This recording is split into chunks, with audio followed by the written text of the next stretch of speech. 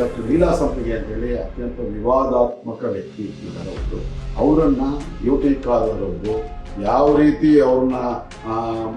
ಅವ್ರ ಬಗ್ಗೆ ಒಲವು ಇಟ್ಕೊಂಡಿದ್ರು ಅಂತಂದರೆ, ಒಂದೇ ವ್ಯಕ್ತಿಗೆ ಆರೋಗ್ಯ ಇಲಾಖೆ ಬೇರೆ ಬೇರೆ ಸಂಸ್ಥೆಗಳಲ್ಲಿ 3 ಸ್ಥಾನಗಳನ್ನು ಕೊಟ್ಟಿದ್ದಂಥವ್ರು. ಆರೋಗ್ಯ ಇಲಾಖೆ ಜಂಟಿ ನಿರ್ದೇಶಕರ ಸ್ಥಾನ ಕೊಡ್ತಾರೆ, ಹಾಗೆ ಸುವರ್ಣ ಆರೋಗ್ಯ ಸುರಕ್ಷಾ ಟ್ರಸ್ಟ್ನಲ್ಲಿ ಜಂಟಿ ನಿರ್ದೇಶಕ ಸ್ಥಾನ ಕೊಡ್ತಾರೆ, ಕರ್ನಾಟಕ ಹೆಲ್ತ್ ಪ್ರಿವೆನ್ಷನ್ ಸೊಸೈಟಿಗೆ ಅಧ್ಯಕ್ಷ ಸ್ಥಾನ ಕೊಡ್ತಾರೆ, ವೇಶ್ಯಾವಾಟಿಕೆಗೆ ಪ್ರೋತ್ಸಾಹ ಕೊಡುವಂಥ ಕೆಲಸ ಮಾಡ್ತಾರೆ. ಆಗ ನಾನು ದಾಖಲೆಗಳು ಸಹಿತ ಕೇಂದ್ರ ಸರ್ಕಾರಕ್ಕೆ, ಪ್ರಧಾನಮಂತ್ರಿಗಳಿಗೆ ಪತ್ರವನ್ನು ಬರೆದು ದೂರನ್ನು ಕೊಟ್ಟನಂತರ ಖುದ್ದು ನನ್ನ ಹೆಸರನ್ನ ಅವರು ಮೆನ್ಷನ್ ಮಾಡಿ ಎನ್.ಆರ್. ರಮೇಶ್ ಅವರು ಇದಕ್ಕೆ ಮಾಹಿತಿ ಕೊಟ್ಟಿದ್ದಾರೆ, ದಾಖಲೆಗಳು ಸಹಿತ ಅಂತೇಳಿ. ಈ ವರ್ಷ ಬಿಡುಗಡೆ ಆಗಿರ್ತಕ್ಕಂಥ 431 ಕೋಟಿ ರೂಪಾಯಿಗಳನ್ನು ವಾಪಸ್ ಪಡೆದಿದ್ದೀನಿ ಅಂತೇಳಿ. ನೀವು ಏಡ್ಸ್ ತಡೆಗಟ್ಟೋ ಕಾರ್ಯಕ್ರಮ ಮಾಡಬಹುದು, ವೇಶ್ಯಾವಾಟಿಕೆ ಪ್ರೋತ್ಸಾಹ ಕೊಡುವಂಥ ಕಾರ್ಯಕ್ರಮ ಮಾಡ್ತಾ ಇದ್ದೀರಿ ಅಂತೇಳಿ ಚೀಮಾರಿ ಹಾಕುವಂಥ ಒಂದು ಕೆಲಸವನ್ನ ಇವರು ಮಾಡ್ತಾರೆ. ಎನ್.ಆರ್. ರಮೇಶ್ ಅವರೇ, ರಾಜ್ಯದಲ್ಲಿ ನೀವೊಬ್ಬರೇ ಪ್ರಾಮಾಣಿಕವಾಗಿ ಹೋರಾಟ ಮಾಡ್ತಾ ಇರುವಂಥದ್ದು ಭಾರತೀಯ ಜನತಾ ಪಾರ್ಟಿ ಹೆಸರು ತಂದುಕೊಳ್ತಾ ಇರೋದು. ನಿಮ್ಮ ಹೋರಾಟಗಳಿಂದ ನಮಗೆ 2-3%, 4% ಅಷ್ಟು ಮತ ಗಳಿಕೆ ಹೆಚ್ಚಾಗತ್ತೆ. ಹಾಗಾಗಿ ನಿಮ್ಮ ಹೋರಾಟವನ್ನು ಇನ್ನಷ್ಟು ಮಾಡಿ, ತಿಂಗಳಿಗೆ 1-2 ಮಾಡೋದು, 1 ವಾರಕ್ಕೆ 10 ದಿನಕ್ಕೊಂದು ಮಾಡಿ ಅಂತ ಅವ್ರು ಹೇಳಿದಾಗೆ ನಾನು ಅದನ್ನು ಮಾಡ್ಕೊಂಡು ಬಂದ. ಅವರು ಅವತ್ತು ನಾನು ಯಡಿಯೂರಪ್ಪನ ಜೊತೆ ಸೇರ್ಕೊಂಡ್ಬಿಟ್ಟಿದ್ದೀನಿ ಅಂತ ಹೇಳಿ, ಆ ರೀತಿ ನಾನು ವಕ್ತಾರನಾಗಿದ್ದೆ. 2 ಜಿಲ್ಲೆಗಳ ವಕ್ತಾರನಾಗಿ ನನ್ನ ಕೆಲಸ ಪ್ರಾಮಾಣಿಕ ಪಕ್ಷಕ್ಕೋಸ್ಕರ ಮಾಡಿದ್ದೆ. ಆದರೆ ಅವತ್ತು ಈ ರೀತಿಯ ಒಂದು ಆ ಥರ ಭಾವಿಸಿ ನನಗೆ ಚಿಕ್ಕಪೇಟೆ ವಿಧಾನಸಭಾ ಕ್ಷೇತ್ರದ ಟಿಕೆಟನ್ನು ಕೊಡಿಸಿದ್ರು. ನಾನು ಒಂದು ಹಂತದಲ್ಲಿ ಯೋಚನೆ ಮಾಡಿದ್ದೆ, ರಾಜಕಾರಣ ಸಾಕು, ಕೇವಲ ಬರೀ ಹೋರಾಟಗಾರನಾಗಿ ಭ್ರಷ್ಟಾಚಾರದ ವಿರುದ್ಧ ಹೋರಾಟಗಾರನ ಮಾತ್ರ ಒಂದೇ ಏನೋ ಒಂದು ರಿಜಿಸ್ಟರ್ಡ್ ಒಂದು ಆರ್ಗನೈಸೇಷನ್ ಇದೆ, ಭ್ರಷ್ಟಾಚಾರ ವಿರೋಧ ವೇದಿಕೆ ಅಂತೇಳಿ ಆ್ಯಂಟಿ ಕರಪ್ಷನ್ ಫೋರಮ್ ಅಂತ ಏನಿದೆ, ಅದರ ಮೂಲಕ ನಿಷ್ಪಕ್ಷಪಾತವಾದಂಥ ಹೋರಾಟಗಳನ್ನು ಮಾಡ್ಬೋದಲ್ಲ ಅಂತೇಳಿ ನಾನು ಮಾಡೋಣ ಅಂತೇಳಿ ನಾನು ತೀರ್ಮಾನ ಮಾಡ್ಕೊಂಡಿದ್ದೆ. ಮಾಧ್ಯಮ, ಪೊಲೀಸ್ ಇಲಾಖೆ ಮತ್ತು ನನ್ನ ಜೊತೆಗಿರ್ತಕ್ಕಂಥ 1000 ಜನರು ಹೇಳಿದ್ರು, ಆ ಪಡೆ ಅವರು ನನ್ನನ್ನು ಕಾಯ್ತಾರೆ ಅಂತ. ಎಲ್ಲಿ ತನಕ ನಾನು ಹೆಸರು ಕೇಳಿಸ್ಕೊಳ್ಳಲ್ಲ ಅಲ್ಲಿ ತನಕ ಈ 3 ಬೇರೆ ಬೇರೆ ವಿಭಾಗಗಳ ಸಹಕಾರ ನನ್ನ ಜೊತೆ ಯಾವತ್ತೂ ಇರುತ್ತೆ ಅನ್ನೋ ದೃಢವಾದಂಥ ನಂಬಿಕೆ ಮತ್ತು ತಾಯಿ ಅನ್ನಪೂರ್ಣೇಶ್ವರಿ ಆಶೀರ್ವಾದ ನನ್ನ ಜೊತೆ ಯಾವಾಗಲೂ ಇರುತ್ತೆ ಅಂತ ಹೇಳಿ.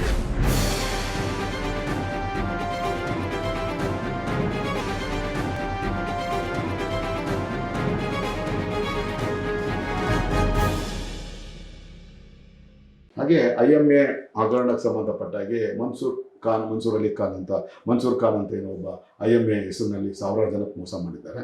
ಆ ವ್ಯಕ್ತಿಗೆ ಜಮೀರ್ ಅಹಮದ್ ಅವರು ತಮ್ಮದ ಅಲ್ಲದಂತ ಒಂದು ನಿವೇಶನವನ್ನ ರಿಚ್ಮಂಡ್ ಸರ್ಕಲ್ ಪ್ರದೇಶದಲ್ಲಿ ಚದರಡಿಗೆ ಸುಮಾರು 70-75 ಸಾವಿರ ರೂಪಾಯಿ ಬೆಲೆ ಬಾಳುವಂತ ಸ್ವತ್ತನ್ನ 14,000 ಚದರಡಿಗಳಷ್ಟು ವಿಸ್ತೀರ್ಣದ ಸುಜಾತ ಅಂತ ಹೇಳಿ ಮೈಸೂರಿನ ಮೂಲ ಮಾಲೀಕರಿರ್ತಕ್ಕಂಥ, ಇವತ್ತಿಗೂ ಹೈಕೋರ್ಟ್ನಲ್ಲಿ ವ್ಯಾಜ್ಯ ನಡೀತಾ ಇದೆ ಅಂತ ಹೈಕೋರ್ಟ್ನಲ್ಲಿ ವ್ಯಾಜ್ಯ ಇರ್ತಕ್ಕಂಥ ಒಂದು ಸ್ವತ್ತನ್ನು, ತಮ್ಮದಲ್ಲದಂಥ ಒಂದು ಸ್ವತ್ತನ್ನು ತಮ್ಮ ರಾಜಕೀಯ ಪ್ರಭಾವವನ್ನು ಬಳಸಿ ಅವರು ಮನ್ಸೂರ್ ಖಾನ್ ಅವರಿಗೆ 19 ಕೋಟಿ ರೂಪಾಯಿಗಳಿಗೆ ಮಾರಾಟ ಮಾಡ್ತಾರೆ. ಆದರೆ ಅವರು ಸ್ಟ್ಯಾಂಪ್ ಡ್ಯೂಟಿ ತಗೊಂಡಿರ್ತಕ್ಕಂಥದ್ದು ಕೇವಲ 8 ಕೋಟಿ ರೂಪಾಯಿ ಮಾತ್ರ. ಸರ್ಕಾರಕ್ಕೆ 11 ಕೋಟಿ ರೂಪಾಯಿ ಹಣವನ್ನು ವಂಚನೆ ಮಾಡ್ತಾರೆ. ನನ್ನ ದೂರನ್ನು ಆಧರಿಸಿ ಜಾರಿ ನಿರ್ದೇಶನದಲ್ಲಿ ಅವರ ಮನೆಯ ಮೇಲೆ ದಾಳಿ ಮಾಡಿ ದಾಖಲೆಗಳನ್ನು ವಶಪಡಿಸ್ಕೊಂಡು ಅವ್ರ ವಿರುದ್ಧ FIR ಅನ್ನು ಕೂಡ ದಾಖಲು ಮಾಡಿರ್ತಕ್ಕಂಥದ್ದು. ಹಾಗೆ ಖರ್ಗೆ ಕುಟುಂಬದ್ದು ಗೊತ್ತಿರುವಂತಹದ್ದು, ಮಲ್ಲಿಕಾರ್ಜುನ್ ಖರ್ಗೆ ಅವರು ಕಾನೂನು ಬಾಹಿರವಾಗಿ ಒಂದೇ ಸಂಸ್ಥೆಯ ಹೆಸರಿಗೆ ಒಂದೇ ಉದ್ದೇಶಕ್ಕೆ 2 ಬೇರೆ ಕಡೆ ತಗೊಂಡಿರ್ತಕ್ಕಂಥದ್ದು. ಆ ಪ್ರಕರಣ 100ಕ್ಕೆ 100 ರಾಜ್ಯಪಾಲರಿಂದ ನಮಗೆ ಕಾನೂನು ಹೋರಾಟಕ್ಕೆ ಅನುಮತಿ ಸಿಗತ್ತೆ ಅನ್ನೋ ನಿರೀಕ್ಷೆಯಲ್ಲಿದ್ದೀವಿ. ಸಿಗತ್ತೆ ಅನ್ನೋ ದೃಢವಾದಂಥ ನಂಬಿಕೆ ಕೂಡ ನಂದು. ಆ ಒಂದು ಪ್ರಕರಣ ನಾನು ದೂರು ದಾಖಲು ಮಾಡಿದ್ದ 2ನೇ ದಿವಸಕ್ಕೇನೆ ಮಲ್ಲಿಕಾರ್ಜುನ್ ಖರ್ಗೆ ಅವರ ಮಗ ಈ ಬಾಯಿಗೆ ಬಂದಂಗೆ ಮಾತಾಡುವಂಥ, ಯಾವುದೇ ಒಂದು ಅಂಕಿಅಂಶ ಇಲ್ಲದೆ ಏನು ಬರುತ್ತೋ ಅದು ಏನು ತೋಚತ್ತೋ ಅದು ಮಾತಾಡುವಂಥ ಈ ನಮ್ಮ ಪ್ರಿಯಾಂಕ ಖರ್ಗೆ ಏನಿದ್ದಾರೆ, ಆ ಪ್ರಿಯಾಂಕ ಖರ್ಗೆ ಅವರು ಆ ಸ್ವತ್ತನ್ನು ವಾಪಸ್ ಮಾಡಿದ್ದೀವಿ ಅನ್ನೋ ಒಂದು ಹೇಳಿಕೆಯನ್ನು ಮಾಡ್ತಾರೆ. ಅದರಿಂದ ಸುಮಾರು ಒಂದು 200 ಕೋಟಿ ರೂಪಾಯಿಯಷ್ಟು ಬೆಲೆ ಬಾಳುವಂಥ ಸರ್ಕಾರಿ ಸ್ವತ್ತು ಇವತ್ತು ವಾಪಸ್ ಆಗಿರುವಂಥದ್ದು. ಕರ್ನಾಟಕ ಏಡ್ಸ್ ಪ್ರಿವೆನ್ಷನ್ ಸೊಸೈಟಿ ಅಂತ ಒಂದು ಸಂಸ್ಥೆ ಆರೋಗ್ಯ ಇಲಾಖೆ ಅಡಿಯಲ್ಲಿ ಕೆಲಸ ಮಾಡುತ್ತೆ. ಅಲ್ಲಿ ಆ ಸಂಸ್ಥೆ ಮಾಡಬೇಕಾಗಿರುವಂಥ ಕೆಲಸ ಸಾಮಾಜಿಕ ಕಳಕಳಿಯನ್ನು ಇಟ್ಕೊಂಡು ಸಾಮಾಜಿಕ ಅರಿವು ಮೂಡಿಸುವಂಥ ಕೆಲಸವನ್ನು ಏಡ್ಸ್ ಕಾಯಿಲೆಗಳ ಬಗ್ಗೆ, ಏಡ್ಸ್ ಕಾಯಿಲೆ ಬರದೇ ಇದ್ದಾಗ ತಡೆಹಿಡಿಯುವಂಥದ್ದು, ಬಂದಂಥವ್ರನ್ನ ಆ ರೋಗದಿಂದ ವಿಮುಕ್ತರನ್ನ ಮಾಡುವಂಥದ್ದು, ಅವ್ರ ಜೊತೆ ಬೇರೆ ಯಾರು ಲೈಂಗಿಕ ಸಂಪರ್ಕಕ್ಕೆ ಹೋಗದೇ ಇರುವಂಥ ರೀತಿಯಲ್ಲಿ ಅವ್ರು ತಿಳುವಳಿಕೆ ಕೊಡುವಂಥ ಈ ಥರ ಸಾಮಾಜಿಕ ಕಳಕಳಿಯ ಕಾರ್ಯಕ್ರಮಗಳನ್ನು ಮಾಡಬೇಕಾಗಿರ್ತಕ್ಕಂಥ ಉದ್ದೇಶ ಇರ್ತಕ್ಕಂಥ ಇದಕ್ಕೆ ವಿಶ್ವ ಬ್ಯಾಂಕು ಸೇರಿದಾಗೆ ಬೇರೆ ಬೇರೆ ಸಂಸ್ಥೆಗಳು, ಇವರು ಮೈಕ್ರೋಸಾಫ್ಟ್ ಸಂಸ್ಥೆಯ ಸಂಸ್ಥಾ ಬಿಲ್ ಗೇಟ್ಸ್ ಫೌಂಡೇಶನ್ ಇಂದ, ಹಾಗೆ ಕೇಂದ್ರ ಸರ್ಕಾರದ ಆರೋಗ್ಯ ಇಲಾಖೆ ಅನುದಾನ ನ್ಯಾಷನಲ್ ಹೆಲ್ತ್ ಮಿಷನ್ ಮೂಲಕ, ರಾಷ್ಟ್ರೀಯ ಆರೋಗ್ಯ ಅಭಿಯಾನದ ಮೂಲಕ ನೂರಾರು ಕೋಟಿ ರೂಪಾಯಿ ಹಣ ಪ್ರತಿಯೊಂದು ವರ್ಷ ಅನುದಾನ ಬಿಡುಗಡೆ ಆಗುವಂಥದ್ದು. ಅದೇ ಗೌರಿಪಾಳ್ಯದಲ್ಲಿ ಅಲ್ಪಸಂಖ್ಯಾತರೇ 90% ಪ್ರದೇಶಗಳಲ್ಲಿ ಆ ಹೆಣ್ಮಗುನ ಬಿಜೆಪಿಯಿಂದ ಕಾರ್ಪೊರೇಷನ್ ಎಲೆಕ್ಷನ್ನಲ್ಲಿ ಬಿ ಫಾರಂ ಕೊಡಿಸಿ ಆ ಹೆಣ್ಮಗಳು ಗೆದ್ದು ಬರೋ ಹಾಗೆ ಮಾಡಿದ ರಾಜಕೀಯ ತಂತ್ರಗಾರಿಕೆ ಏನು ಮಾಡಬೇಕು ಅಷ್ಟು ಮಾಡಿ ಯಾವ ರೀತಿ ಆ ಅಲ್ಪಸಂಖ್ಯಾತರ ಮತಗಳನ್ನು ವಿಭಜನೆ ಮಾಡಬೇಕು ಅದೆಲ್ಲ ಯಶಸ್ವಿ ಪ್ರಯೋಗ ಮಾಡಿ ಅದರಲ್ಲಿ ಯಶಸ್ವಿಯಾಗಿ 298 ಮತಗಳಲ್ಲಿ ಐತಿಹಾಸ ಸೃಷ್ಟಿಯಾಯಿತು. ಯಾವ ರೀತಿ IPD ಸಾಲಪ್ಪನವರು ಪೌರ ಕಾರ್ಮಿಕರ ಮಗನಾಗಿ ಒಂದು ಸಾಮಾನ್ಯ ಕ್ಷೇತ್ರದಲ್ಲಿ ಗೆದ್ದು ಬಂದಂಥ ಒಬ್ಬ ವ್ಯಕ್ತಿ, ಅಂತ ಮಹಾನ್ ಸಾಧಕ, ಅಂತ ಸಾಧನೆಯಲ್ಲಿ ಒಂದು ಪೌರ ಕಾರ್ಮಿಕರ ಮಗಳು BBMPಯನ್ನು ಪ್ರವೇಶ ಮಾಡಂಗಾಯಿತು. ಈ ರೀತಿ ಅದರ ಬದಲಾವಣೆ ತಂದಿರುವಂಥದ್ದು ಡಾಕ್ಟರ್ ಲೀಲಾ ಸಂಪಿಗೆ ಅಂತೇಳಿ ಅತ್ಯಂತ ವಿವಾದಾತ್ಮಕ ವ್ಯಕ್ತಿ ಇದ್ದಾರೆ ಒಬ್ರು. ಅವರನ್ನ UT ಖಾದರ್ ಅವರು ಯಾವ ರೀತಿ ಅವ್ರ ಬಗ್ಗೆ ಒಲವು ಇಟ್ಕೊಂಡಿದ್ರು ಅಂತಂದ್ರೆ, ಒಂದೇ ವ್ಯಕ್ತಿಗೆ ಆರೋಗ್ಯ ಇಲಾಖೆ ಬೇರೆ ಬೇರೆ ಸಂಸ್ಥೆಗಳಲ್ಲಿ 3 ಸ್ಥಾನಗಳನ್ನ ಕೊಟ್ಟಿದ್ದಂಥವ್ರು. ಆರೋಗ್ಯ ಇಲಾಖೆ ಜಂಟಿ ನಿರ್ದೇಶಕರ ಸ್ಥಾನ ಕೊಡ್ತಾರೆ, ಹಾಗೆ ಇದು ಸುವರ್ಣ ಆರೋಗ್ಯ ಸುರಕ್ಷಾ ಟ್ರಸ್ಟ್ ನಲ್ಲಿ ಜಂಟಿ ನಿರ್ದೇಶಕ ಸ್ಥಾನ ಕೊಡ್ತಾರೆ, ಕರ್ನಾಟಕ ಏಡ್ಸ್ ಪ್ರಿವೆನ್ಷನ್ ಸೊಸೈಟಿ ಅಧ್ಯಕ್ಷ ಸ್ಥಾನ ಕೊಡ್ತಾರೆ. 3 ಬಂಗಲೆ, 3 ಪ್ರತ್ಯೇಕವಾದ ಮೂರು ಪ್ರತ್ಯೇಕವಾದಂಥ ವೇತನಗಳು, 3 ಪ್ರತ್ಯೇಕವಾದಂಥ ಭತ್ಯೆಗಳು, ತಿಂಗಳಿಗೆ 16 ಲಕ್ಷ ರೂಪಾಯಿಗಳಷ್ಟು ಭತ್ಯೆಗಳ ರೂಪದಲ್ಲಿ ಬರುವಂತ ಜವಾಬ್ದಾರಿಯನ್ನ ಆ ಅಮ್ಮನಿಗೆ ಕೊಡುವಂತ ಕೆಲಸವನ್ನ ಮಾಡ್ತಾರೆ. ಅಲ್ಲಿ 2016ರಲ್ಲಿ 15-16 ಬಿಡುಗಡೆ ಆಗಿದ್ದಂತ ಕರ್ನಾಟಕ ಏಡ್ಸ್ ಪ್ರಿವೆನ್ಷನ್ ಸೊಸೈಟಿ 431 ಕೋಟಿ ರೂಪಾಯಿ ಹಣ. ಅಲ್ಲಿ ಒಂದು ನಿಯಮ ಇದೆ, ತಮ್ಮದಲ್ಲದೆ ಇರ್ತಕ್ಕಂಥ ತಪ್ಪಿಗೆ ಕೇವಲ ಬಡತನದ ಕಾರಣಕ್ಕೆ ಪುಟ್ಟ ಮಕ್ಕಳು, ಹೆಣ್ಮಕ್ಳು ಬೇರೆ ಬೇರೆಯವರ ಒಂದು ಒತ್ತಾಯಕ್ಕೆ ಬಂದು ವೇಶ್ಯಾವಾಟಿಕೆಗೆ ಬಲವಂತವಾಗಿ ದೂಡಲ್ಪಟ್ಟಿರ್ತಕ್ಕಂಥ ಮಕ್ಕಳು, ಅವರ ವಿವರಗಳನ್ನ ಯಾವುದೇ ಕಾರಣಕ್ಕೂ ಆರೋಗ್ಯ ಇಲಾಖೆ ಕರ್ನಾಟಕ ಏಡ್ಸ್ ಪ್ರಿವೆನ್ಷನ್ ಸೊಸೈಟಿಯ ಅಧಿಕೃತ ವೆಬ್ಸೈಟ್ ಅಲ್ಲಿ ಬಹಿರಂಗಪಡಿಸೋದಿಲ್ಲ. ಮತ್ತೆ ಅವರಿಗೆ ಅದರಿಂದ ವಿಮುಕ್ತರನ್ನಾಗಿ ಬರುವಂಥದ್ದು, ಆ ರೋಗದಿಂದ ಮುಕ್ತರನ್ನಾಗಿ ಮಾಡುವಂತ ಒಂದು ಸಾಮಾಜಿಕ ಕಾರ್ಯಕ್ರಮಗಳು ಹಮ್ಮಿಕೊಳ್ಬೇಕಾಗಿರುವಂತ ಇವರು ಆ ಎಲ್ಲ ಮಕ್ಕಳ ಹೆಸರು, ಅವರ ಕಾಂಟ್ಯಾಕ್ಟ್ ನಂಬರ್ಗಳು ಸಮೇತ ವೆಬ್ಸೈಟ್ ಅಲ್ಲಿ ಹಾಕ್ಬಿಡ್ತಾರೆ. ಇನ್ನೊಂದಷ್ಟು ಕಾಲ್ಮುಖರು ಆ ಹೆಣ್ಮಕ್ಳು ಹೊಡ್ಕೊಂಡು ಹೋಗುವಂತ ಕೆಲಸಕ್ಕೆ ಇನ್ನೊಂದು ಉತ್ತೇಜನ ಕೊಡೋದ್ರ ಜೊತೆಗೆ ಇವರು ಇನ್ನೊಂದು ಕಾನೂನು ಬಾಹಿರವಾದಂತ ಕೆಲಸವನ್ನ ಇವರೇನ್ ಮಾಡ್ತಾರೆ, ಕಾಂಡಾಮ್ಸ್ ನ ಮಾರ್ಕೆಟಿಂಗ್ ಮಾಡುವಂತ ಕೆಲಸವನ್ನ ಮಾಡ್ತಾರೆ. ಅಂದ್ರೆ ವೇಶ್ಯಾವಾಟಿಕೆಗೆ ಪ್ರೋತ್ಸಾಹ ಕೊಡುವಂತ ಕೆಲಸವನ್ನ ಮಾಡ್ತಾರೆ. ಆಗ ನಾನು ದಾಖಲೆಗಳು ಸಹಿತ ಕೇಂದ್ರ ಸರ್ಕಾರಕ್ಕೆ, ಪ್ರಧಾನಮಂತ್ರಿಗಳಿಗೆ ಪತ್ರವನ್ನು ಬರೆದು ದೂರನ್ನು ಕೊಟ್ಟ ನಂತರ ಖುದ್ದು ನನ್ನ ಹೆಸರನ್ನ ಅವರು ಮೆನ್ಷನ್ ಮಾಡಿ NR ರಮೇಶ್ ಅವರು ಇಂಥ ಮಾಹಿತಿ ಕೊಟ್ಟಿದ್ದಾರೆ ದಾಖಲೆಗಳು ಸಹಿತ ಅಂತೇಳಿ ಈ ವರ್ಷ ಬಿಡುಗಡೆ ಆಗಿರ್ತಕ್ಕಂಥ 431 ಕೋಟಿ ರೂಪಾಯಿ ಅನುದಾನವನ್ನು ವಾಪಸ್ ಪಡೆದಿದ್ದೀವಿ ಅಂತ ಹೇಳಿ, ನೀವು ಏಡ್ಸ್ ತಡೆಗಟ್ಟೋ ಕಾರ್ಯಕ್ರಮ ಮಾಡಬಹುದು, ವೇಶ್ಯಾವಾಟಿಕೆ ಪ್ರೋತ್ಸಾಹ ಕೊಡುವಂತ ಕಾರ್ಯಕ್ರಮವನ್ನು ಮಾಡ್ತಾ ಇದ್ದೀರಾ ಅಂತ ಹೇಳಿ ಚೀಮಾರಿ ಹಾಕುವಂತ ಒಂದು ಕೆಲಸವನ್ನ ಇವರು ಮಾಡ್ತಾರೆ. ಇದು ನಾನು ಮಾಡಿರ್ತಕ್ಕಂಥದ್ದು. ಅದಲ್ಲದೆ ಕಳೆದ ಅವಧಿಯಲ್ಲಿ ಸಿದ್ದರಾಮಯ್ಯನವರ ಸರ್ಕಾರದ ಅವಧಿಯಲ್ಲಿ ಅವರ ಸಚಿವ ಸಂಪುಟದಲ್ಲಿ ಕೆಲಸ ಮಾಡ್ತಾ ಇದ್ದಂಥ ಸಚಿವರಾಗಿದ್ದಂಥ 13 ಜನ ಸಚಿವರು, 21 ಜನ ಶಾಸಕರು, ರಾಜೀವ್ ಗೌಡ ಅಂತ ಒಬ್ಬರು ರಾಜ್ಯಸಭಾ ಸದಸ್ಯರು ಸೇರಿದಾಗೆ ಇಷ್ಟು ಜನರ ವಿರುದ್ಧ FIRಗಳು ದಾಖಲಾಗಿದೆ. MR ಸೀತಾರಾಮ್ ಅವ್ರ ವಿರುದ್ಧ FIR ದಾಖಲಾಗಿದೆ, KJ ಜಾರ್ಜ್ ಅವ್ರ ವಿರುದ್ಧ ಆಗಿದೆ, ಕೃಷ್ಣ ಬೈರೇಗೌಡ ವಿರುದ್ಧ ಆಗಿದೆ, ರೋಷನ್ ಬೇಗ್ ಅವರ ವಿರುದ್ಧ ಆಗಿದೆ, ಹರೀಶ್ ಅವರ ವಿರುದ್ಧ ಆಗಿದೆ, RV ದೇವರಾಜ್ ಅವರ ವಿರುದ್ಧ ಆಗಿದೆ, UT ಖಾದರ್ ಅವರ ವಿರುದ್ಧ ಆಗಿದೆ, HC ಮಾದೇವಪ್ಪ ಅವರ ವಿರುದ್ಧ ಆಗಿದೆ. ಹಾಗೆ 21 ಜನ ಶಾಸಕರುಗಳ ವಿರುದ್ಧ FIRಗಳು ದಾಖಲಾಗಿರ್ತಕ್ಕಂಥದ್ದು. ಎಲ್ಲ ಭ್ರಷ್ಟಾಚಾರದ ಆರೋಪಗಳು ಮತ್ತು ಸರ್ಕಾರಿ ಭೂಕಬಳಿಕೆ. ನಾನು ಮಾಡ್ತಾ ಇರೋಂಥದ್ದು 2 ಕೆಲಸ, ಒಂದು ಸರ್ಕಾರಿ ಅನುದಾನಗಳ ದುರ್ಬಳಕೆ ಮತ್ತು ಸರ್ಕಾರಿ ಭೂಕಬಳಿಕೆ, 2 ಹಗರಣಗಳ ವಿರುದ್ಧ ನಾನು ಪ್ರಾಮಾಣಿಕವಾಗಿ ರಾಜಿ ಇಲ್ಲದ ಒಂದು ನಿರ್ಭೀತಿಯಿಂದ ಹೋರಾಟ ಮಾಡ್ಕೊಂಡ್ ಬರ್ತಾ ಇರೋಂಥದ್ದು. ಇದಕ್ಕೆ ನನ್ನ ಒಂದು ವಿಶ್ವಾಸ ಏನು ಅಂತಂದ್ರೆ, ನನ್ನ ಜೊತೆ ಮಾಧ್ಯಮವಿದೆ, ನನ್ನ ಜೊತೆ ಪೊಲೀಸ್ ಇಲಾಖೆ ಇದೆ, ನನ್ನನ್ನ ರಕ್ಷಣೆ ಮಾಡುವಂತ 1000 ಜನ ಯುವಕರಿದ್ದಾರೆ. ಎಲ್ಲದಕ್ಕಿಂತಲೂ ತಾಯಿ ಅನ್ನಪೂರ್ಣೇಶ್ವರಿ ಆಶೀರ್ವಾದ ನನ್ನ ಮೇಲಿದೆ ಅಂತ ಹೇಳಿ ನಾನು ಭಾವಿಸ್ತಾ ಇರುವಂಥದ್ದು.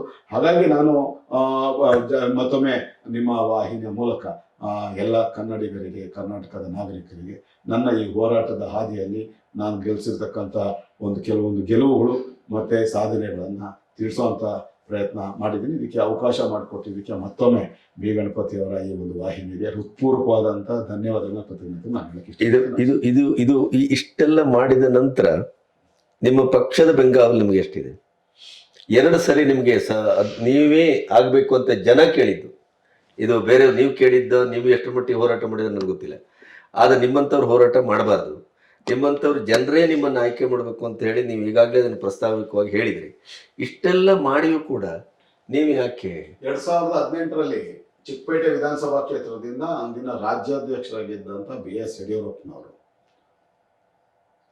ಯಡಿಯೂರಪ್ಪನವರು ನನಗೊಂದು ಮಾತು ಹೇಳಿದ್ರು. 2016 ನವೆಂಬರ್ ತಿಂಗಳಲ್ಲಿ ಒಂದು ಮಾತು, ಅವ್ರನ್ನ ಕರ್ಸ್ಕೊಂಡು 5 ಜನರ ಹಿರಿಯ ನಾಯಕರ ಮುಂದೆ, ಅದರಲ್ಲಿ ಒಬ್ಬರು ಇವತ್ತು ಸ್ವಾಮೀಜಿಗಳಾಗಿದ್ದಾರೆ, ಒಂದು ಸಮುದಾಯದ BJ ಪುಟ್ಟಸ್ವಾಮಿ ಅವರು ಸೇರಿದಾಗೆ.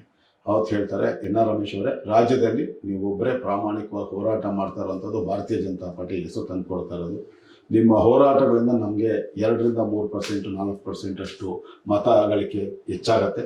ಹಾಗಾಗಿ ನಿಮ್ಮ ಹೋರಾಟವನ್ನು ಇನ್ನಷ್ಟು ಮಾಡಿ, ತಿಂಗಳಿಗೆ 1-2 ಮಾಡೋದು, ಒಂದು ವಾರಕ್ಕೆ 10 ದಿನಕ್ಕೊಂದು ಮಾಡಿ ಅಂತ ಅವ್ರು ಹೇಳಿದಾಗೆ ನಾನು ಅದನ್ನು ಮಾಡ್ಕೊಂಡು ಬಂದಂಥವ್ರು. ಹಾಗೆ ಪ್ರಮುಖವಾದಂಥ ಇಲಾಖೆಗಳ ಹಗರಣಗಳನ್ನು ಬಯಲಿಗೆ ಎಳೆಯುವಂಥ ಸಂದರ್ಭ ನಾನು ನಿಮ್ಮ ಜೊತೆ ಪತ್ರಿಕಾಗೋಷ್ಠಿಗಳಲ್ಲಿ ಇರ್ತೀನಿ ಅಂತ ಅಂದರು. ಹಾಗೆ ಭದ್ರಾ ಮೇಲ್ದಂಡೆ ಯೋಜನೆ, ಕೃಷ್ಣಾ ಮೇಲ್ದಂಡೆ ಯೋಜನೆ ಮತ್ತು ವಿಶ್ವೇಶ್ವರ ಜಲ ನಿಗಮದ ಸಂಬಂಧಪಟ್ಟಂಥ ಮತ್ತು ಕೃಷಿ ಭಾಗ್ಯ ಹಗರಣಕ್ಕೆ ಸಂಬಂಧಪಟ್ಟ ಪತ್ರಿಕಾಗೋಷ್ಠಿಗಳಲ್ಲಿ ಅವರು ನನ್ನ ಜೊತೆ ಕೂತ್ಕೊಂಡು ಅವರೇ ಮಾತಾಡಿದ್ದಾರೆ.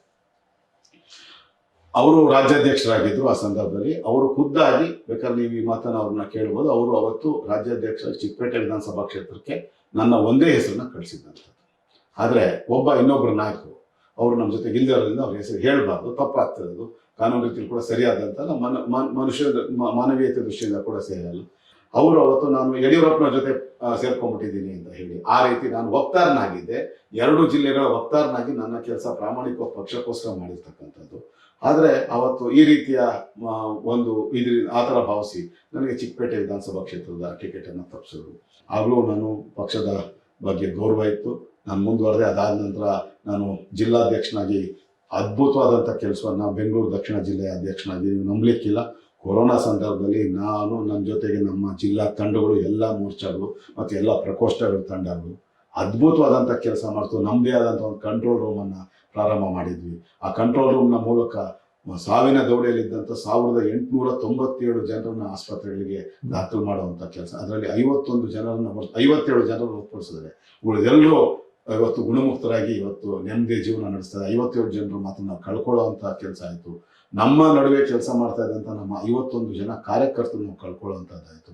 ಅದ್ಭುತವಾದಂಥ ಸಂಘಟನೆ, ಪೇಜ್ ಪ್ರಮುಖರು, ಬೂತ್ ಸಮಿತಿಗಳು, ಎಲ್ಲ ನಾವು ಶಕ್ತಿ ಕೇಂದ್ರಗಳು, ಮಹಾಶಕ್ತಿ ಕೇಂದ್ರಗಳು, ಈ ರೀತಿ ಎಲ್ಲ ರಚನೆಯನ್ನು ನಾವು ಮಾಡಿದ್ವಿ. ನಮಗೆ ಮಾರ್ಗದರ್ಶಕರಾಗಿ BL ಸಂತೋಷ್ ಅವರು, ರಾಷ್ಟ್ರೀಯ ನಮ್ಮ ಸಂಘಟನಾ ಪ್ರಧಾನ ಕಾರ್ಯದರ್ಶಿ, ಅವರ ಮಾರ್ಗದರ್ಶನದಲ್ಲಿ ನಳಿನ್ ಕುಮಾರ್ ಕಟೀಲ್ರವರ ಅಧ್ಯಕ್ಷತೆಯಲ್ಲಿ ಈ ಒಂದು ಕಾರ್ಯಕ್ರಮವನ್ನು ಯಶಸ್ವಿಯಾಗಿ ಜಾರಿಗೊಳಿಸಿ ನಿರಂತರವಾಗಿ 4 ವರ್ಷಗಳ ಕಾಲ ಬೆಂಗಳೂರು ದಕ್ಷಿಣ ಜಿಲ್ಲೆಯನ್ನು ಕರ್ನಾಟಕ ರಾಜ್ಯದಲ್ಲಿ ಸಂಘಟನಾತ್ಮಕವಾಗಿ ಮಾಡಿರುವಂಥ 37 ಜಿಲ್ಲೆಗಳ ಪೈಕಿ ನಂಬರ್ 1 ಸ್ಥಾನದಲ್ಲಿ ಒಂದಿನ ಕೂಡ ಅಲಗಾಡದ ರೀತಿನ ಅದನ್ನು ನಾವು ಮಾಡ್ಕೊಂಡು ಬಂದಿರುವಂಥದ್ದು.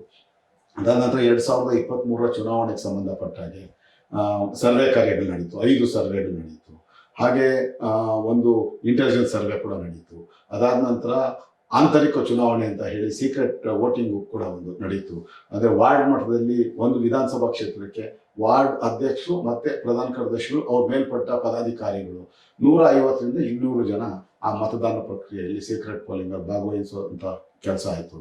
ಅವತ್ತು ನನಗೆ ಜಯನಗರ, ಚಿಕ್ಕಪೇಟೆ, ಗಾಂಧಿನಗರ ಮತ್ತು ಚಾಮರಾಜಪೇಟೆ 4 ವಿಧಾನಸಭಾ ಕ್ಷೇತ್ರಗಳಲ್ಲಿ ಗರಿಷ್ಠ ಪ್ರಮಾಣದ ಬೆಂಬಲ ನನ್ನ ಪರವಾಗಿ. ನಾನು ಅಂತಿಮವಾಗಿ ಯಾವ ನಮ್ಮ ನಾಯಕರು ವಿಜಯ್ ಕುಮಾರ್ ಅವರು ನನ್ನ ಕರ್ಕೊಂಡ್ಬಂದಿದ್ರು, ಅದೇ ಯಡಿಯೂರು ವಾರ್ಡು, ನಾನು ಪ್ರತಿನಿಧಿಸುವಂಥ ಯಡಿಯೂರು ವಾರ್ಡ್ ಏನಿದೆ ಅದು ಕೂಡ ಮೊದಲು ಜಯನಗರ ವಿಧಾನಸಭಾ ಕ್ಷೇತ್ರಕ್ಕೆ ಸೇರಿದ್ದಂಥದ್ದು. 2008ರಲ್ಲಿ ಅದು ಡಿಲಿಮಿಟೇಷನ್ ಆದಾಗ ಅದು ಪದ್ಮನಾಭ ಕ್ಷೇತ್ರಕ್ಕೆ ಬಂದಿದೆ. ಹಾಗಾಗಿ ಜಯನಗರ ಕ್ಷೇತ್ರಕ್ಕೆ ಪಕ್ಷದ ವರಿಷ್ಠರ ಸೂಚನೆಯಂತೆ ಅಲ್ಲಿ ನಾನು ಕೆಲಸ ಮಾಡೋಕ್ಕೆ ಶುರು ಮಾಡಿದ್ದೆ. ಹಾಗೆ ಇನ್ನೊಂದು ಸಂಘಟನೆಯಲ್ಲಿ ನನ್ನ ಚಿಕ್ಕಪೇಟೆಯಲ್ಲಿ ನಾನು ಸ್ಪರ್ಧೆ ಮಾಡಬೇಕು ಅನ್ನೋ ಅಪೇಕ್ಷೆ ಕೂಡ ಇಟ್ಕೊಂಡಿದ್ದು. ಇನ್ನೊಂದಷ್ಟು ಜನ ನನ್ನ ದೊಡ್ಡ ಹಿತೈಷಿಗಳು, ನನ್ನ ಮಾರ್ಗದರ್ಶಕರು. ಅಂತಿಮವಾಗಿ ನನಗೆ ಜಯನಗರದಿಂದ ಟಿಕೆಟ್ ಸಿಗತ್ತೆ ಅನ್ನೋ ಸಂದರ್ಭದಲ್ಲಿ ಅಂತಿಮವಾಗಿ ನನಗೆ ಮತ್ತೆ ನಿರಾಸೆ ಆಯಿತು. ಆ ಸಂದರ್ಭದಲ್ಲಿ ಖುದ್ದು ಪದ್ಮನಾಭನಗರ ವಿಧಾನಸಭಾ ಕ್ಷೇತ್ರದ ಕಾಂಗ್ರೆಸ್ ಅಭ್ಯರ್ಥಿಯಾಗಿ ಸ್ಪರ್ಧೆ ಮಾಡಬೇಕು ಅಂತೇಳಿ ಖುದ್ದು ಈಗ ರಾಜ್ಯಾಧ್ಯಕ್ಷ KPCC ಅಧ್ಯಕ್ಷ ಆಗಿರ್ತಕ್ಕಂಥ DK ಶಿವಕುಮಾರ್ 7 ಬಾರಿ ಒಟ್ಟು ನನ್ನ ಖುದ್ದಾಗಿ ಬಂದು ಒತ್ತಾಯ ಮಾಡಿದರು. ನಾನು ಪಕ್ಷ ಬಿಟ್ಟು ಬರೋದಕ್ಕೆ ಸಾಧ್ಯ ಇಲ್ಲ.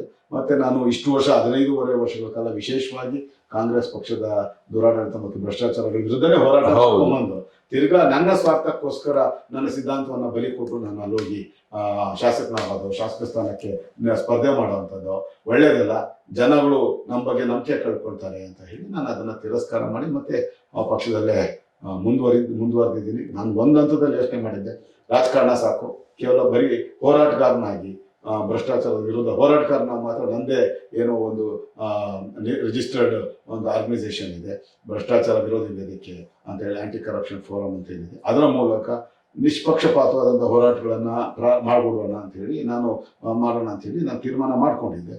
ಆದರೆ ಅಂತಿಮವಾಗಿ ಬೇಡ, ಪಕ್ಷದ ವರಿಷ್ಠರು ಭಾಳಷ್ಟು ಜನ, ಖುದ್ದಾಗಿ ಅರುಣ್ ಸಿಂಗ್ ಅವರು, ಧರ್ಮೇಂದ್ರ ಪ್ರಧಾನ್ ಅವರು, ಹಾಗೆ ಅಣ್ಣಾಮಲೈ ಅವರು, ನಳಿನ್ ಕುಮಾರ್ ಕಟೀಲ್ ಇವರೆಲ್ಲ ನಮ್ಮ ರಾಷ್ಟ್ರೀಯ ಸಂಘಟನಾ ಪ್ರಧಾನ ಕಾರ್ಯದರ್ಶಿಗಳಾಗಿರ್ತಕ್ಕಂಥ BL ಸಂತೋಷ್ ಅವರು, ಇವರೆಲ್ಲ ಏನೂ ಪ್ರಯೋಜನ ಇಲ್ಲ, ನೀವು ಹೋಗೋದ್ರಿಂದ ನೀವು ಅನ್ಯಾಯ ಆಗಿದೆ, ಸರಿ, ಮುಂದೆ ನ್ಯಾಯ ಸಿಗುತ್ತೆ, ಹಾಗಾಗಿ ನಮ್ಮ ಮೇಲೆ ವಿಶ್ವಾಸ ಇಡಿ ಅಂತ ಹೇಳಿದ್ರು. ಹಾಗಾಗಿ ಆ ಒಂದು ವಿಶ್ವಾಸದ ಮೇಲೆ ನಂಬಿಕೆ ಇಟ್ಕೊಂಡು ನಾನು ಭರವಸೆ ಇದೆಯಾ ರಾಜಕಾರಣದಲ್ಲಿ ಮುಂದುವರಿತದೆ, ಭರವಸೆ ಇದೆ. ಆದರೆ ಎಲ್ಲದಕ್ಕೂ ಹಣೆ ಬರ ಇರಬೇಕು. ಹಾಗಾಗಿ ಯಾರ್ಯಾರು ನಮಗೆ ಅವಕಾಶವನ್ನು ವಂಚಿತರನ್ನ ಮಾಡಿದ್ರೆ ಅವರು ತಾಯಿ ಅನ್ನಪೂರ್ಣೇಶ್ವರಿ ಬಿಟ್ಬಿಟ್ಟಿದ್ದೀವಿ ಅಂತ ಹೇಳೋದಷ್ಟೇ. ಹಾಗಾಗಿ ಒಂದು ನನಗೆ ಏನಾಯಿತು ಸಿದ್ಧಾಂತ ನರೇಂದ್ರ ಮೋದಿ ಅವ್ರಿಗೋಸ್ಕರ, ಆಮೇಲೆ ಈ ಸಂಘಟನೆ, ಮತ್ತೆ ನಾನು ಯಾವತ್ತೂ RSS ಸ್ವಯಂ ಸೇವಕನಾಗಿ ಮಾಡಲಿಲ್ಲ. ಆದರೆ ಸಂಘಟನೆಯಿಂದ ಅವರು ನನ್ನ ಮೇಲೆ ಇಟ್ಟಿರ್ತಕ್ಕಂಥ ಅಪಾರವಾದಂಥ ವಿಶ್ವಾಸ, ನಂಬಿಕೆ ಎಲ್ಲೋ ಒಂದು ಕಡೆ ನನಗೆಲ್ಲೂ ನನ್ನ ಒಂದು ಹೆಜ್ಜೆನ ಕೂಡ ಆಚೆ ಈಚೆ ಹಿಡಿದಂಗೆ ಕಟ್ಟಾಕಿದೆ. ಹಾಗಾಗಿ ಅವರ ಒಂದು ನನ್ನ ಮೇಲೆ ಇಟ್ಟಿರ್ತಕ್ಕಂಥ ಪ್ರೀತಿ ವಿಶ್ವಾಸಕ್ಕೆ ನಾನು ಮಾರೋಗಿದ್ದೀನಿ. ಅದು ಬೇರೆ ಎಲ್ಲ ಅಧಿಕಾರಕ್ಕಿಂತಲೂ ಅದು ನನಗೆ ತುಂಬ ಶ್ರೇಷ್ಠ ಅನಿಸೋದು. ಹಾಗಾಗಿ ನನ್ನ ಹಿತೈಷಿಗಳು ನೀವೇ ನೋಡಿದ್ದೀರಾ, ಯಾವ ಒಬ್ಬ ಸ್ಟಾರ್ಗೂ, ಒಬ್ಬ ಫಿಲಂ ಸ್ಟಾರ್ಗೂ ಸೇರದೇ ಇರೋಷ್ಟು ಜನ ನೀವು ಜನವರಿ 14ಕ್ಕೆ ಒಂದು ಕನಿಷ್ಠ 15,000 20,000 ಜನ ಇಲ್ಲಿ ನೋಡಿರುವಂಥದ್ದು. 6-7 ದಿನಗಳ ಕಾಲ ಬೆಂಗಳೂರಿನ 50ಕ್ಕೂ ಹೆಚ್ಚು ಭಾಗಗಳಲ್ಲಿ ನಮ್ಮ ಜನ್ಮದಿನದ ಆಚರಣೆ ನಾವು ಸ್ವಂತ ಕೃಷ್ಣ ಮಾಡುವಂಥದ್ದು. ಇದೆಲ್ಲ ನೋಡಿದಾಗ ಅವರೆಲ್ಲ ಅವ್ರನ್ನೆಲ್ಲ ಕರ್ತು ಕೇಳಿದಾಗ ಬೇಡ, ನೀವು ಬೇರೆ ಏನು ನಿರ್ಧಾರ ತಗೊಳ್ಳೋದು ಬೇಡ, ಕಾಯ್ದು ನೋಡೋಣ ಅಂತ ಹೇಳಿದ್ಮೇಲೆ, ಹಾಗಾಗಿ ನಾನು ಎಲ್ಲ ಭರವಸೆಯಿಂದ ಮುಂದಿನ ದಿನಗಳಲ್ಲಿ ನನಗೆ ನ್ಯಾಯ ಸಿಗ್ಬೋದು ಅನ್ನೋ ಒಂದು ಭರವಸೆ ಇಟ್ಕೊಂಡು ಕಾಯ್ತಾ ಇದ್ದೀನಿ. ಅಂತಿಮವಾಗಿ ನನಗೆ ಒಂದು ಬೇಜಾರಿರುವಂಥದ್ದು, 2018ರಲ್ಲಿ ಚಾರ್ಜ್ ಶೀಟ್ ಅಂತ ಒಂದು ಪುಸ್ತಕವನ್ನು ಪ್ರಿಂಟ್ ಮಾಡಿ ಅದರಲ್ಲಿ ಸಿದ್ದರಾಮಯ್ಯ ಸರ್ಕಾರದ 64 ಹಗರಣಗಳನ್ನು ಅದರಲ್ಲಿ ಪ್ರಿಂಟ್ ಮಾಡಿ ಆ ಪುಸ್ತಕ ಲಕ್ಷಾಂತರ ಪ್ರತಿಗಳನ್ನು ಮುದ್ರಣ ಮಾಡಿ ಸ್ವತಃ ಅಮಿತ್ ಶಾ ಅವರು ಅದನ್ನ ಅರಮನೆ ಮೈದಾನದಲ್ಲಿ ಬಿಡುಗಡೆ ಮಾಡ್ತಾರೆ 2.5 ಲಕ್ಷ ಜನರ ಸಮ್ಮುಖದಲ್ಲಿ. ಅವಾಗ ಅದನ್ನ ಪ್ರಚಾರಕ್ಕೆ ಬಳಸ್ಕೊಂಡ್ರು.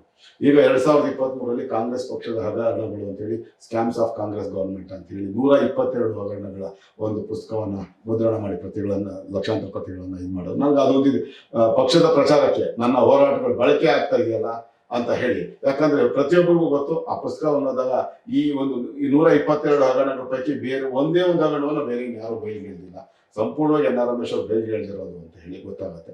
ನಾನು ಕೊಡಗಿಂದ ಬೀದರ್ ತನಕ ಎಲ್ಲೇ ಹೋದ್ರು ಕೂಡ ಜನ ನನ್ನ ಗುರ್ತಿಸಿ ಅವರೇ ಖುದ್ದಾಗಿ ಬಂದು ಮಾತಾಡ್ತಾರೆ. ಅಷ್ಟಂತೂ ನಾನು ಒಂದು ಹೆಸರನ್ನ ಈ ಒಂದು ಹೋರಾಟಗಳ ಮೂಲಕ, ಮಾಧ್ಯಮಗಳ ಸಹಕಾರದಿಂದ, ಪೊಲೀಸ್ ಇಲಾಖೆ ಸಹಕಾರದಿಂದ ಮಾಡ್ಲಿಕ್ಕೆ ಸಾಧ್ಯ ಆಗಿದೆ. ಹಾಗಾಗಿ ನನಗೆ ಸಂತೃಪ್ತಿ ಇದೆ.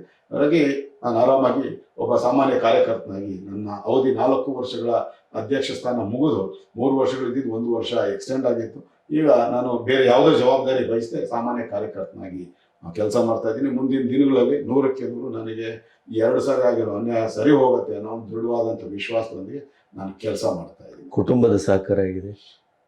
ಕುಟುಂಬದವರು ತುಂಬಾ ಈಗ ಒಂದು ಈ ರೀತಿ ನಿಮ್ಮ ಮೇಲೆ ದಾಳಿ ಆಗ್ತಾ ಇರುವಂತದ್ದು ಅಥವಾ ಕ್ಷಣ ಅವ್ರಿಗೆ ಪ್ರತಿನಿತ್ಯ ಅದು ಸರ್ವೇ ಸಾಮಾನ್ಯ ಆಗ್ಬಿಟ್ಟಿದೆ. ಆದ್ರೆ ಏನೇ ಆಗಲಿ, ಒಂದ್ಸಾರಿ ನಾನು ಹೊರಗಡೆ ಹೋದ್ಮೇಲೆ ಮನೆಗೆ ಬರೋ ತನಕ ಅವರಿಗೆ ಆತಂಕ ಇದ್ದಿದ್ದೇನೆ.